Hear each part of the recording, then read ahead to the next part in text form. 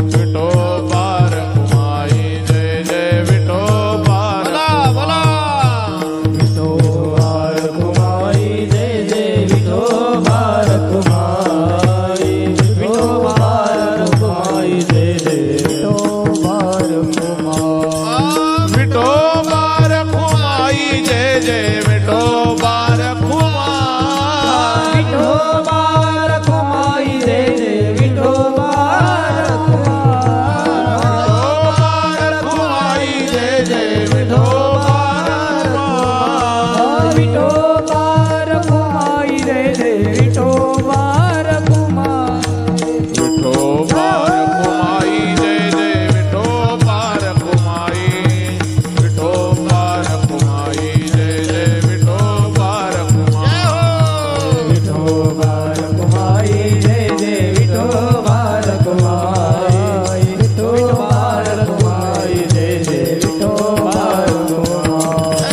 विठोबा रखुमाई जय जय विठोबा रखुमाई विठोबा रखुमाई जय जय विठोबा रखुमाई विठोबा रखुमाई जय जय विठोबा रखुमाई विठोबा रखुमाई जय जय विठोबा रखुमाई विठोबा रखुमाई विठोबा रखुमाई विठोबा रखुमाई जय जय विठोबा रखुमाई रखुमाई जय जय विठोबा रखुमाई विठोबा रखुमाई जय जय विठोबा रखुमाई विठोबा रखुमाई जय जय विठोबा रखुमाई विठोबा रखुमाई जय जय विठोबा रखुमाई विठोबा रखुमाई जय जय विठोबा रखुमाई विठोबा रखुमाई जय जय विठोबा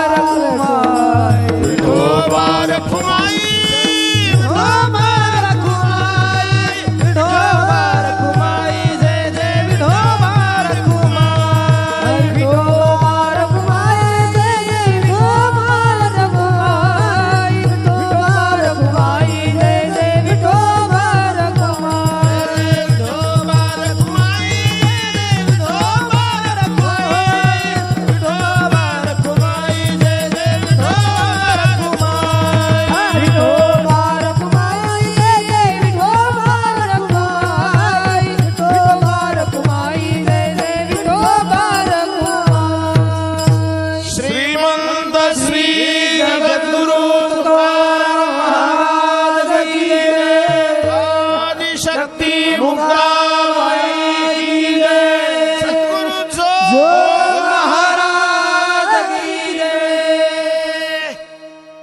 आळंदीहून परमपूजनीय प्रातस्मरणीय गुरुवर्य मारुती बाबांचा आशीर्वाद आलेला आहे.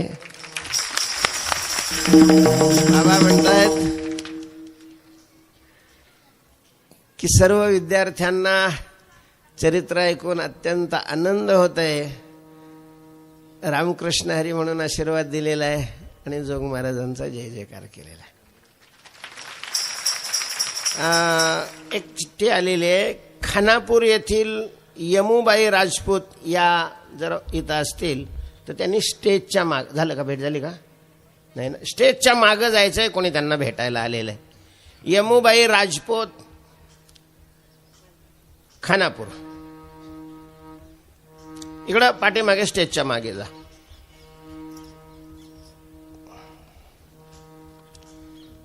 धावतच महाराज तो तुकोबाराय बसलेले होते त्या ठिकाणी आलेला आहे. तुकोबारायनी पाहिलं, अरे ज्ञानबा कधी आलेला आहेस असं विचारतं. तो काय महाराज क्रोधाने आग बबूल झालेला तुकाराम महाराजचा हात धरला आणि खाली ओढलं त्यांनी. सांग तुला गावात सांगतो कधी, चल गावात चल. अरे ज्ञानोबा विठ्ठल विठ्ठल विठ्ठल विठ्ठल करतायत. तुकोबाराय त्यांनी असं ओढीतच महाराज गावात आणलेलं आहे. तुकोबारायांना चावडी समोर पोलीस पाटील कुलकर्णी गावातले पंच बसलेले होते. तिथं आला आणि ठाणा नाना नाना नाना बोंब हल्लाच. अचानक गावात बोंब ऐकल्याबरोबर गावातली जवळ असलेले लोकही सगळे जमा झालेले आहेत. पंचमंडळीने समजलं, समजेना गेलं, अरे ज्ञानोबा काय झालं काय. या माळकर यांनी माझं सगळं वाटोळं केलं. काय झालं काय झालं, माझं सगळं अशा प्रकारचं घर बुडालं. अरे काय झालं सांग तुकोबा, काय झालं. त्यांनी सांगितलं, मागच्या महिन्यात याला अर्ध्या मन ज्वारीवर मी पाखरं राखायला ठेवलं. मग याच्या विश्वासावर मी गाव सोडून दुसऱ्या कामाला निघून गेलो. आज जाऊन पाहतोय तर कंसाला दाना राहिला नाही, एकही दाना राहिलेला नाही. सगळं शेत पाखराने खाल्लंय. कुठल्या जन्मातला यांनी माझा दावा फेडलेला आहे, मी याचं काय नुकसान केलं होतं, मी काय करू आता, सारा कशाने भरू. पुन्हा रडायला लागलेला आहे. कंसाने विचारलं तुकोबाऱ्याला, का हो तुकोबाऱ्या, हा म्हणतोय ते खरं आहे. तुकाराम महाराज म्हणतात, हा खरं आहे, खरं आहे. यांनी मला महिन्यापूर्वी अर्धा मन राशीवर दान देतो म्हणून तिथं बसायचं सांगितलं, मी बसलो. अहो पण मग तुम्हाला पाखरं राखायची. हा, त्यांनी मला पाखरं राखायची सांगितली. शपथ आहे, मी एक पाखरू सुद्धा मरू दिलं नाही.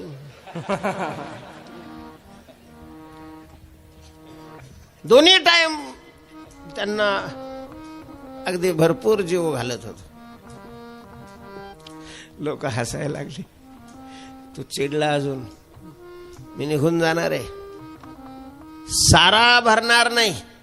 पूर्वी सगळ्याच जमिनी सरकारच्या असायच्या. ज्यानं जेवढी केली तेवढा सारा भरावा लागत असे. काही टॅक्स ठराविक भाड्यासारखं टॅक्स द्यावा लागत होता. तुम्ही भरा, मी चाललो गाव सोडून. थांब ज्ञानबा थांब. तुकोबारे तुम्हाला मान्य आहे यांनी राखण ठेवलं होतं. हो मान्य आहे. मग मी पाखरं राखली ना. लोक म्हणे तुकाराम बाबा, पाखरं राखणं याचा अर्थ पाखरापासून कंस राखणं असा आहे. हो बाबा, मला काय माहिती, मग मी काय राहिलो असतो. आता ते काही असलं तरी तुमच्यामुळे याचं नुकसान झालेलं आहे हे तर खरं. हा, हे खरंय, तुम्ही भरून द्यायला पाहिजे. हा, भरून द्यायला पाहिजे. मग काय द्या आता, हाय काय तुमच्याजवळ. घर होतं महाराज, घर लिहून घेतलं. किती पिकत असतं रे बाबा. ते म्हणे असं जर पीक आलं तर 2 खंड्या ज्वारी पिकते तिथं, 2 खंड्या. ठीक आहे तुकाराम बाबा, आज तिथं शेतामध्ये उभी असलेली ज्वारी आहे, तिचं तुम्ही खळं करा. त्याच्यात जे धान्य निघेल ते याला देऊन टाका आणि कमी पडलेलं तुम्ही भरा. ठीक आहे, नाहीचा काही प्रश्नच नाही. झालं, बसा आता तिथं तुमच्या शेतीला राखून. ती म्हणे माझी शेती, अरे बाबा आपला काही संबंध नाही, मी नाही बसणार भिजणार. मग पंचानी एक माणूस ठेवला तिथं. शेती काढायला आल्यानंतर ज्वारी उपटलेली आहे, कंस मोडलेली आहेत. पण त्याच्या अगोदर हे गावातले सगळे पाहायला गेले का नाही शेती, खरंच सगळं खाल्लंय का, काही दाणे आहेत काय आहेत. महाराज ते गावाचे पंच लोक येईपर्यंत तो ज्ञानबा बरोबर होता, तुकाराम महाराज बरोबर होते. सगळी कंस जी सगळी पाखरांनी खाल्लेली होती ती पुन्हा दाण्याने अशी गच्च झाली. एवढं कोणच 5-5 किलो एका एका कांसाला. मग तो ज्ञानबा म्हणला, हा हा अहो एकही दाना नव्हता, अहो एकही दाना नव्हता. तुकाराम महाराज देवाचे भक्त आहेत, देवाला त्यांची काळजी. काय नाही म्हटले, मग ते लिहून घेतलेलं आपण फाडून टाका. ते म्हणे वा रे, फाडून टाका. 2 खंड्या तुझ्या याच्यात, फक्त 2 खंडे आहेत. 2 खंडे घ्यायच्या आणि बाजूला सरकायचं, टरटर नाही करायची, पंचायतचा निर्णय आहे. ते म्हणे बरं बाबा. मग ते माणसं लावून ज्वारी काढलेले, खळं झालेले महाराज, रॉस डोंगरासारखी पडली. महिपती बाबा लिहितात 17 खंड्या ज्वारी झाली तिथं. पंचानी 2 खंड्या त्या ज्ञानबाला देऊन टाकलेले आहे. तुकोबाराने सांगितलं ही सगळी तुमच्या घेऊन जा घरी. होय, मी काही घेतलं नाही, तो माझ्यावर सगळा आळा आला होता आणि आता घ्यायचा आपण नाही, दाण्याला हात नाही लावणार. तुकोबारे तसेच गेले. आता काय करायचं म्हणे, तुकोबारे तर घेत नाही. मग ते महादाजी कुलकर्णी नावाचं एक पंच होतं त्याच्यामध्ये. ते म्हणे आता हे देवानी दिलेलं आहे, सत्कार्याला लावू. म्हणून त्या ज्वारीचे पोते भरलेले आहेत. त्यांनी आपल्या बैठकीमध्ये ती पोते ठेवलेली आहेत. तुकोबाराय भजन करत असताना मंदिरामध्ये तुकोबारायांच्या लक्षात आलेलं आहे की भिंती पडायला झालेल्या आहेत. पत्रे सगळे गळतायत. आता आपल्याला रोज इथं भजन कीर्तन करायचंय, मंदिर तर चांगलं व्हायला पाहिजे. आपण चांगलं मंदिर बांधू. पैशाचा तर संबंधच नाही ना. घेतलं कुदळ आणि फावडं आणि पत्रे काढले, उकालल्या सगळ्या भिंती एकट्यानंच. महादाजी पंथाच्या स्वप्नात भगवान गेले, अरे मी दिलेलं धान्य तू सत्कार्याला म्हणून तुझ्या घरी ठेवलेलं आहे, त्या धान्याचा मंदिराकरता उपयोग कर, मंदिर चांगलं तयार कर माझं. सकाळी बैठकीत सगळ्या पंचाला त्यांनी बोलवून घेतलं. आपल्याला स्वप्नात दृष्टांत झालेला सांगितलेला आहे. सगळेच्या सगळे मंदिराकडे गेले, पाहतात तर तुकाराम महाराजांनी भिंती उकालल्यात. आता हे एकटे कसे मंदिर बांधणार आहे? मग त्यांनी ते धान्य विकलेलं आहे, त्या धान्याच्या पैशावर त्या ठिकाणी सुंदर अशा प्रकारचं मंदिराचं बांधकाम, जुनं बांधकाम, ते मंदिराचं बांधकाम झालं. बांधकाम पूर्ण झालं, धान्य संपलं, पण प्राणप्रतिष्ठा राहिली. देवाला बसवायचं राहिलं, धान्य काहीच राहिलं नाही. तुकाराम महाराज म्हणतात, आता कसं काय व्हायचं? हा पुढचा कार्यक्रम कसा होणार? प्राणप्रतिष्ठा करायची तर दिवसभर पूजा, ब्राह्मण, अन्नदान, ह्या गोष्टी तर व्हायला पाहिजे ना. पण आपल्याजवळ तर काहीच नाही. पुन्हा भगवान त्या महादाजीच्या स्वप्नात गेले. त्यांनी सांगितलं, कसे रे पंच, तुम्ही उघडे करून हाणायला पाहिजे तुम्हाला. तो घाबरला. देवा म्हणे, आमचं चुकलं काय? चुकलं काय म्हणजे? 2 खंड्या धान्य इथं पिकत असतं असा तो ज्ञानबा म्हणला की तुम्ही लगेच त्याच्यातून 2 खंड्या धान्य काढून दिलं. म्हटलं हो बरोबर आहे, मग आता आमचं काय चुकलं? तो म्हणला 2 खंड्यावर. तो कोबाऱ्यानी काय त्याच्यात आक्षेप घेतला नाही, कोणाला काही वाटलं नाही, तेवढं पिकत होत तिथं. अरे पण तुकाराम महाराजाला त्यांनी राखायला ठेवलं आणि अर्धमन ज्वारी देतो म्हणला. ती अर्धमन ज्वारी दिली का तुम्ही तुकाराम महाराजांना राखण्याची? आता सगळंच तुकाराम महाराजांना द्यायचं होतं, त्याच्यामुळे अर्धमन द्यायचा काही प्रश्न नव्हता. आणि तुकाराम महाराजांनी काहीच घेतलं नाही, ते अर्धमनही तसंच राहिलं. ते म्हणे त्या 2 खंड्यातले अर्धमन धान्य तुकाराम महाराजाला द्यायचं सांग. आणि द्यायचं ते म्हणजे आता जेवढे दिवस झालेले आहेत ते व्याज असं द्यायचं सांग.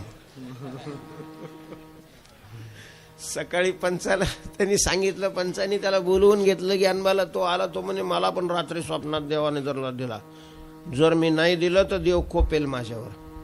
मग त्यांनी अर्धमानाचा 1 मन 40 किलो अशा प्रकारची ज्वारी आणून टाकलेली आहे. मग देवाच्या स्थापनेकरता ही ज्वारी असं कळाल्यानंतर मग काय एवढा चमत्कार झाल्यावर कुणी गहू आणले, कुणी तांदूळ आणले, कुणी डाळ आणले, कुणी तूप आणलं. हे धान्य अशा प्रकारचा ढीग पडलेला आहे. आणि मग सुंदर रीतीनं भगवंताच्या प्राणप्रतिष्ठेचा कार्यक्रम झालेला आहे. आता मंदिर मोठं झालं, चांगलं झालेलं आहे. तुकाराम महाराजांना कीर्तन करण्याची इच्छा झाली. आतापर्यंत नामचिंतनाची सेवा तुकोबाराय करत होते. नामचिंतनापेक्षाही प्रखर साधन कीर्तन आहे. देवाच्या सेवेचं कीर्तन हे साधन आहे. बरं, कीर्तन हे साधन सर्वश्रेष्ठ आहे. नौका आहे ती नौका.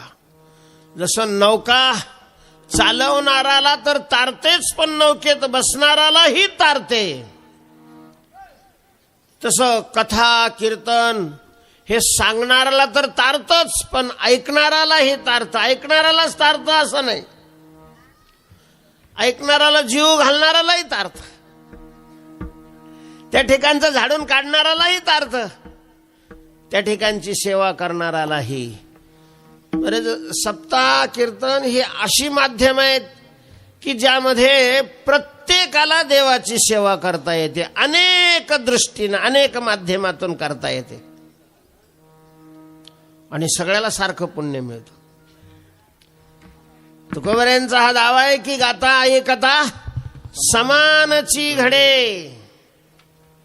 गाणाऱ्याला, सांगणाऱ्याला, ऐकणाऱ्याला, त्यांच्याकरता स्वयंपाक करणाऱ्याला सगळ्यांना सारखं मिळतं, सगळ्यांना सारखं पुण्य मिळतं. कंबर बांधून, फेटा बांधून अभंगाचं निरूपण करणाराला कीर्तनाचं जे पुण्य असतं तेच पुण्य कीर्तनाला आलेल्या लोकांना जीव घालण्याकरता चूल पेटवून भाकरी करणारी जी माऊली आहे तिला मिळतो. कारण तीही देवाची सेवा म्हणूनच करत असते आणि कीर्तनकारही देवाची सेवा म्हणूनच करत असतो.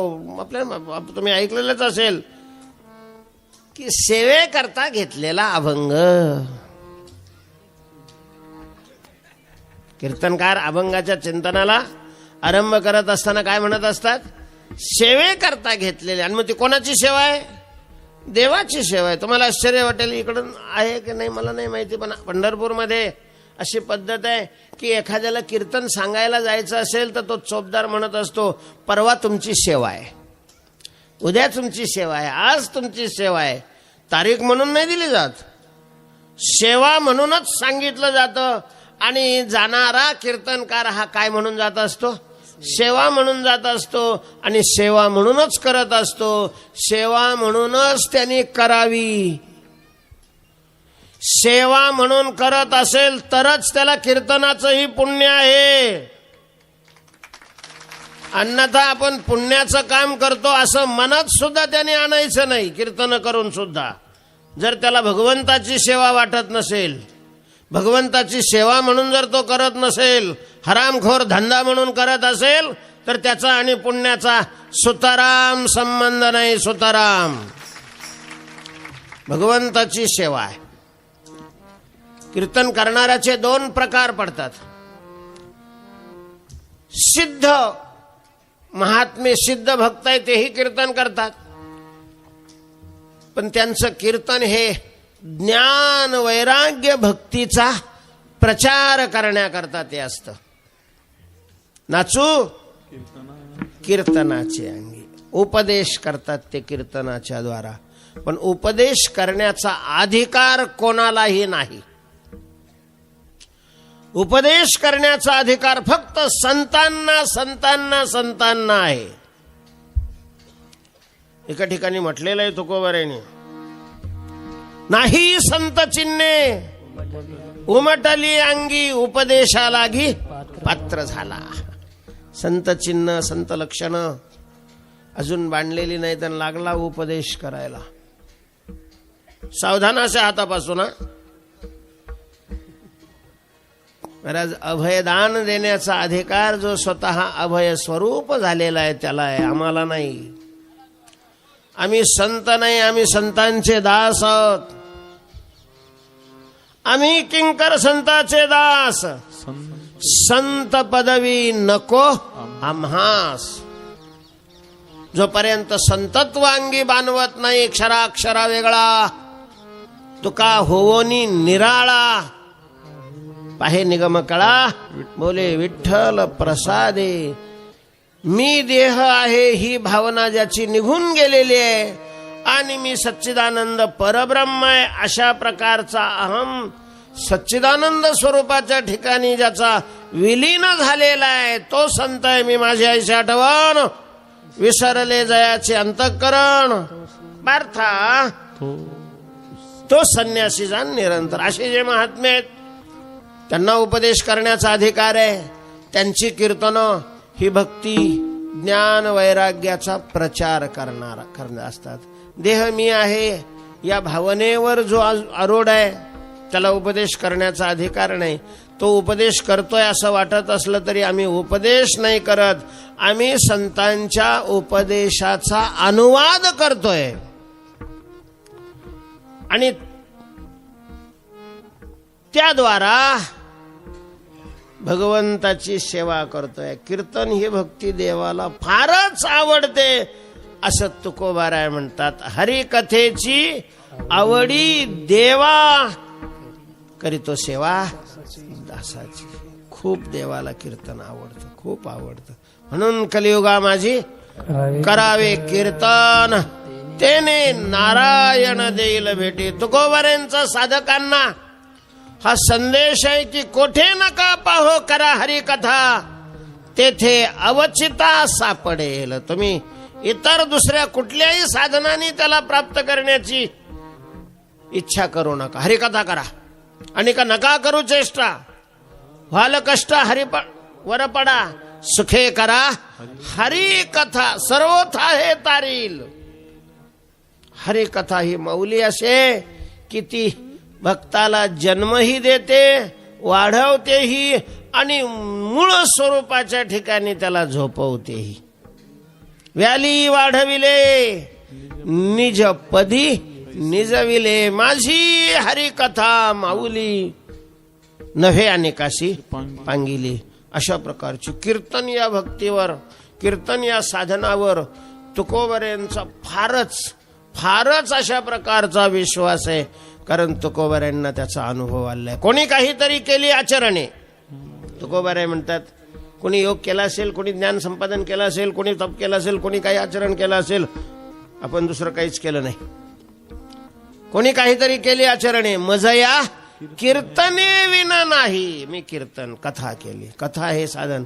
तुकोबऱ्यांच्या जीवनामध्ये या दोन साधनाचा अतिरेक दिसतोय. एक नामस्मरण आणि दुसरं कथा, भगवंताचं कीर्तन.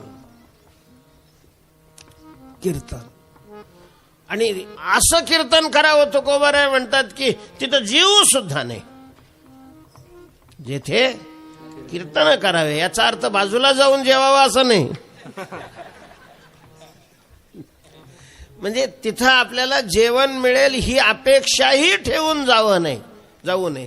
गृहस्थी असेल घरून जेवून जावं, भाकरी बांधून घेऊन जावं. आता त्यावेळेला काय मर्यादित अंतरावरच जात असल्यामुळं त्यांना ती अडचणच नाही. घरी जेवून जायचे किंवा कीर्तन करून येऊन जेवायचे. तुकोबारींना हे कदाचित त्यावेळेला माहिती असावं नसावं काय माहिती, पण एवढा कीर्तनाचा विकास होईल की पहिलं कीर्तन नागपूरला का दुसरं कीर्तन कोल्हापूरला असेल, आणि मग त्याला कुठेतरी जेवावं तर लागेलच की नाही. पण याचा अर्थ असा आहे की निष्काम असावं कीर्तनकाराने, देवाची सेवा म्हणून करावं. लोकांवर उपकार करण्याकरता नाही करावं, स्वतःवर उपकार करण्याकरता करावं.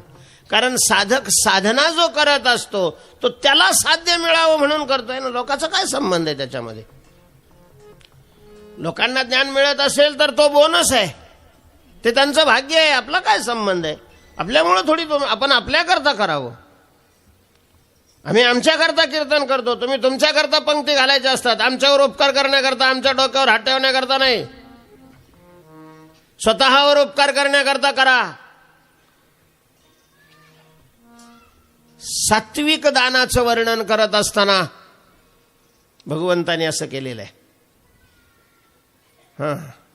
दातव्यमिति यद्दानम, दान देणाराला दान देत असताना हा भाव असावा की दान देणं हे माझं काय आहे, कर्तव्य आहे. कर्तव्य मला भगवंतानी देऊन जर मी त्याचा धर्माकरता वापर करत नसेल तर हरामखोर आहे मी, चोर आहे तो चोर. स्तेन एव सहा. टाळ्या वाजवायचं कारण नाही आहे. ज्यांच्याकडे कला आहे त्यांनी कला सुद्धा लोकांना देत असताना दातव्य मी ते याच भावनेनं दिली नाही तर तोही हरामखोर आहे, चोर आहे. विद्वान आणि विद्वत्ता, त्या विद्वत्तेनं जगाची सेवा करावी, नाही तर तोही चोर आहे. आणि मग चोर ज्या वेळेला पकडला जातो त्यावेळेला काय करतं शासन? एक तर सगळं त्याच्याकडे असलेलं जप्त करतं. सावधान, कुत्र नाही विचारणार. मग पुन्हा देवाची सेवा म्हणून करावं प्रत्येकाने. देवाची सेवा ठेवा, देवावर विश्वास, काही नाही कमी पडणार. तुकोबरेनी कीर्तनाची साधना करण्याची इच्छा झाली. मग आता कीर्तनाची साधना करायची तर कोण ठेवणार कीर्तन यांचं? तुकाराम महाराजांनी दुसऱ्यांनी ठेवावं अशी अपेक्षाच नाही ठेवली. मंदिर मोठं झालेलंच आहे. आपल्या मंदिरात कीर्तन करायचं आणि देवाकरता करायचं. देव उभा आहे. कीर्तन करणारे आपण आहोत आणि ऐकणारा देव आहे, त्याच्यामुळं काही अडचणच नाही. तुकाराम महाराजांनी आता कीर्तन करायचं तर सामुग्री नको का? नुसतीच 4-2 टिपणं पाठ तेच. अरे जो धंदा करायचा त्याच्यातलं भांडवल तर जमा करायला पाहिजे ना. महाराज शोकांतिक आहे आपल्या वारकरी संप्रदायामध्ये. कारण कीर्तनकाराचं असं सर्टिफिकेट कोणाकडूनच दिलं जात नाही की एवढं झाल्याशिवाय तुम्ही कीर्तन करू शकणार नाही, असं नाहीये. शाळेमध्ये शिक्षक म्हणून नेमायचं असेल तर त्याचं काय पाहिलं जातं? सर्टिफिकेट पाहिलं जातं कुठल्याही नोकरीवर. इथं तसं नाहीये, बिना भांडवली धंदा येऊ. त्याच्यामुळं हरिपाठ पाठ नसलेले पण कीर्तनकार आहे. ठीक आहे ना, कीर्तन करण्याचा अधिकार सगळ्यांना आहे. सेवा आहे भगवंताची, भगवंताची सेवा यावत मानवाला त्याचा अधिकार आहे. कोणी असो कोणी कीर्तन करू शकतो. पण कीर्तनाला लागणाऱ्या आवश्यक त्या बाजू त्यातरी पूर्ण असाव्या. ज्या संतांच्या अभंगावर कीर्तन करायचं त्या संतांच्या सिद्धांताचं तरी ज्ञान असावं, त्या संतांचं वाङ्मय तरी पाठ असावं. किमान 4-2 हजार अभंग तरी पाठ असावे कीर्तन करायच्या. उगा बाप कीर्तनकार आहे म्हणून हे पाळण्यात असतानाच लोक येडे पाया पडतात त्याच्या. त्याला वाटतं आता काय करायचं, एरवी महाराज झालोच आहे आपण.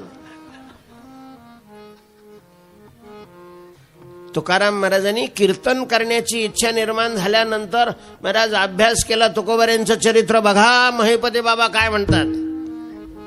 महिपती बाबाच म्हणतात असं नाही, तुकोबारायांनीही सांगितलेलंच आहे. काही पाठ केली संताची उत्तरे, विश्वास आदरे करोनिया, विश्वास आदरे करोनिया. काही पाठ केली संताची उत्तरे, विश्वास आदरे करोनिया, विश्वास आदरे करोनिया. काही पाठ केले. तुकोबारे म्हणतात आरंभी कीर्तन करी एकादशी, देवाचे देऊळ होते जे भंगले चित्तसिद्धी आले करावेसे. आणि मग मंदिर झाल्यानंतर आरंभी कीर्तन करी एकादशी. पहिल्यांदा एकादशीला कीर्तन करायला सुरुवात केली. नव्हते अभ्यासी चित्त आधी. अगोदर अभ्यासाकडे चित्त नव्हतं, नामस्मरणच करत होतो, अभ्यासाकडे लक्ष दिलं नव्हतं. पण मग कीर्तन सुरू केल्यानंतर मग लक्ष द्यायला लागलं की कीर्तनाला अभ्यास पाहिजे. आता थोडं हे एक चांगलं आहे की एका बुवाला दुसऱ्या दिवशी माणसं नाही ठेवत. नाहीतर तेच ऐकणारे आणि तेच सांगणारा असल्यावर त्यालाच लाज वाटेल. त्याला खांड खाऊन काय करावं लागेल? अभ्यासच करावा लागेल. नाही तर तेच ते लोक म्हणतील येत राहा, आम्हाला पाठ झालं की आता. किमान लोकांना हे कळालं सुद्धा नाही पाहिजे की तेच ते सांगतो, एवढं तरी त्याच्याकडे पाहिजे ना भांडवल. आता दुसरं तरी काय कोणी सांगणार आहे? जे व्यासाने सांगितलं तेच सगळे सांगतात. व्यासोच्छिष्ट जगत्र आहे. पण ते खूप सांगितलेलं आहे. मग खूप 2 महिन्यांनी पुन्हा तो विषय आल्यावर एवढा काही लोकांच्या लक्षात राहत नाही. उपकार आहे कीर्तनकारावर श्रोत्याचे. काय ते लक्षात ठेवीत नाही, लक्षात ठेवीत नाही. कीर्तनाला गेलेल्या एकाला विचारलं का कीर्तनाला वा कसं काय झालं? वा कीर्तनाला काय पाहायचंय? अभंग कोणचा होता? आणि तेवढं काय आपल्या लक्षात राहतं? आता जर याच्या अभंगच लक्षात नाही तर त्या अभंगावर काय सांगितलं हे लक्षात राहण्याचा प्रश्नच नाही. महाराज एकाने तर उत्तर दिलं, बुवा काय विचारता, देवाने कान कशा करता दिलेले 2 माहिती आहे ना तुम्हाला. लक्षात ठेवायचं असतं तर एकच कान दिला असता. देवानी त्याच्याच करता केलेलं की दुसऱ्या दिवशीच्या कीर्तनकाराचं ऐकण्याकरता पुन्हा रिकामं रान झालं पाहिजे. झाडे लावा ही योजना प्रत्येक वर्षी राबवायची तर रान रिकामं नको का?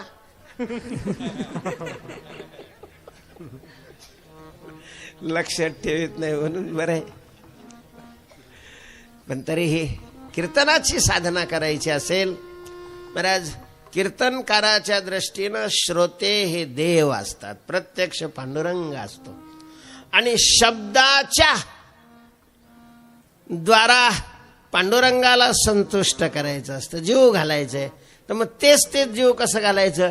दररोज वेगवेगळी पक्वान्न करून देवाला जीव घालायचं. तर त्याच्याकरता अभ्यास हा केला पाहिजे, केलाच पाहिजे. कीर्तनाची साधना करायची असेल तर मग त्याने अभ्यास करावा. नाही तर मग त्या धंद्यात नाही पडलेलं चांगलं. कुठलाही धंदा करायचा असेल तर त्याच्यातलं भांडवल तर त्याचं शेतकरी आहे, वखर नाही, बैल नाही, विहीर नाही, कसं पेरावं त्याची अक्कल नाही, कायला शेत्या करतो, भीक माग ना. जो धंदा करायचा आहे त्या धंद्यातलं भांडवल त्याच्याजवळ आवश्यक आहे. तुकोबारायांनी कीर्तन करायचं आहे असा निश्चय केल्यानंतर पहिल्यांदा 15-15 दिवसाला कीर्तन करायला लागले. आरंभी कीर्तन करी एकादशी तुकोबारायांनी कबूल केलं. नव्हते अभ्यासी चित्ताधी.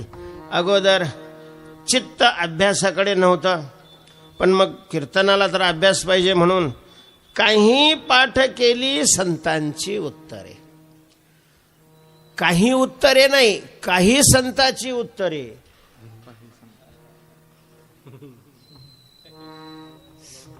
अख्ख्या ग्रंथाच्या ग्रंथ तुकोबारायांनी पाठ केले महाराज. ग्रंथ तुकोबारायांची बुद्धी फार तीव्र होती. महिपती बाबा सांगतात की एक पाठी होते तुकोबाराय, एकदा वाचलं की पाठ होऊन जायचं. त्याच्यामुळं 18,000 ओव्याचं भागवत तुकोबारायांना तोंड पाठ होतं. ज्ञानेश्वरी कंठस्थ होती. नामदेवरायाचे अभंग, निवृत्तीनाथाचे अभंग, ज्ञानोबारायांचे अभंग पाठ होते. कबीर महाराजांचे सगळे दोहे पाठ होते. योग वासिष्ठ तयार होतं तुकोबारायांचं. आणि हे सगळं तयार करण्याकरता तुकोबारायांनी भंडाऱ्या डोंगराचा आश्रय केलेला होता. देहूपासून 4-5 किलोमीटरवर असणारा, फार उंच नसणारा, अगदी वरपर्यंत गायी वगैरे चरत होत्या. त्याही काळ भामचंद्रा इतकी दाट झाडी नव्हती भंडारा डोंगरावर, जवळ होतं त्या मानाने. तर त्या भंडारा डोंगरावर वरती एकांतामध्ये जायचे तुकोबाराय आणि त्या ठिकाणी जाऊन अभ्यास करायचे. अगोदर नामचिंतनाने चित्त शुद्ध केलं आणि नंतर मनन करायला लागले. ज्याचं चित्त शुद्ध नसतं त्याने अभ्यास जरी घेतला ना तरी त्याला त्या अभ्यासाच्या ऐवजी भजेच पुढे दिसतात.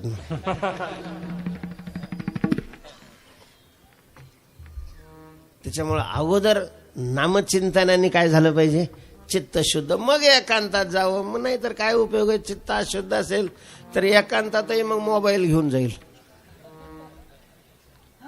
आणि तिथं पिक्चर पाहत बसेल. चिंतन केलं, खूप चिंतन. मी सांगितले एवढे ग्रंथ सगळे महिपती बाबांनीच दिलेले आहेत. भागवत तयार केलं महाराज. सगळ्या भागवतातल्या कथा तुकोबारायांनी तयार केल्या.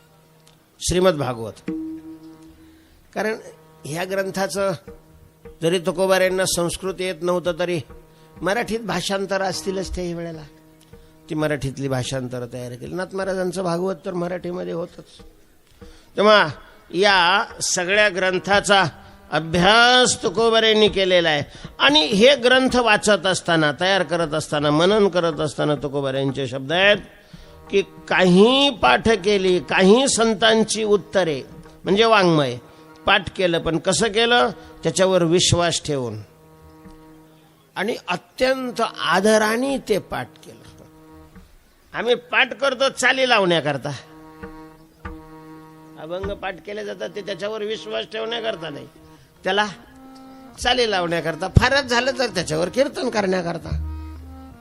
तुकोबारायांच्या साधनेमध्ये आणि आमच्या साधनेमध्ये प्रकर्षाने जे फरक आहेत ते अशा प्रकारचे. तुकोबाराय म्हणतात विश्वासे, मी संतांची उत्तरं पाठ केली पण अत्यंत विश्वासाने. मला म्हणावंच लागतं, आपल्याला हे मान्यच करावं लागेल की संतांच्या वाङ्मयावर आपला सामान्य रूपाने विश्वास असला तरी विशेष रूपाने निश्चितच नाही. कसं नाही याचं स्पष्टीकरण, कारण वेळ जास्त झाली, 10 मिनिटं जास्त झालेले आहेत. बरेच तुमची माफी मागतो, माझ्या घड्याळाकडे लक्ष नव्हतं त्याच्यामुळं झालेले आहेत. थोडासा वेळ तुकोबाराय अभ्यास करतायत. कीर्तनाची साधना तुकोबारायांना करायची आहे. आता 15-20 मिनिटांनी या ठिकाणी आमचे हरिभक्तपरायण भरत महाराज, बरोबर ना, भरत महाराज पाटील यांची कीर्तनाची सेवा आहे. संस्थेत त्यांनी चांगला अभ्यास केलेला आहे. तेव्हा आजची कथा इथंच राहू द्या. तुकोबाराय अभ्यासाकरता भंडारे डोंगरावर गेलेले हे लक्षात राहू द्या. श्री तुकाराम श्री राम तुकाराम सुरविराम तुकाराम सानंद राम तुकाराम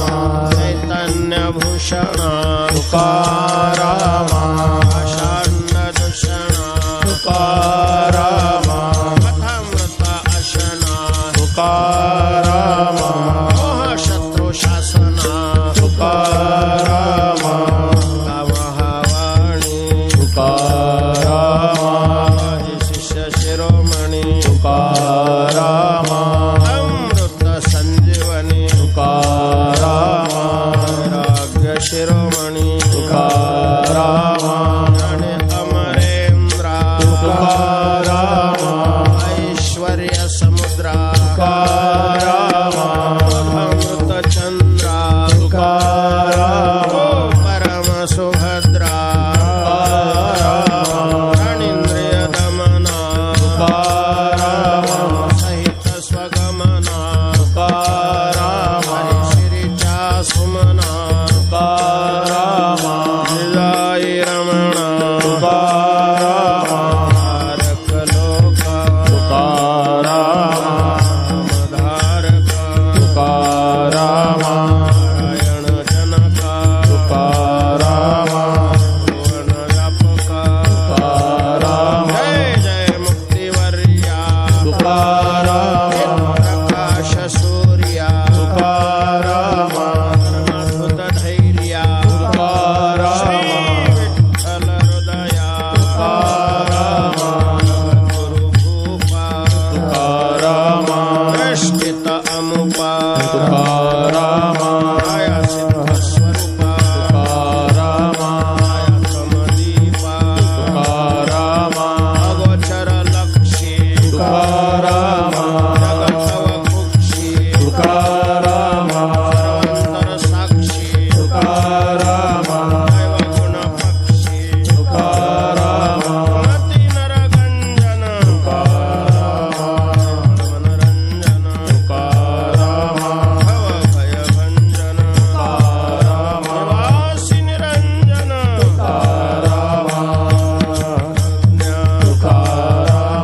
अद्भुत प्राज्ञा सर्व कळा सुज्ञा जगी वंद्य तव आज्ञा द्रष्टा तत्त्वज्ञ भुवन भैराज्ञा त्रैलोक्य कृतज्ञ करता आज्ञा षडरिपु सहरीत्या दया नदी धरत्या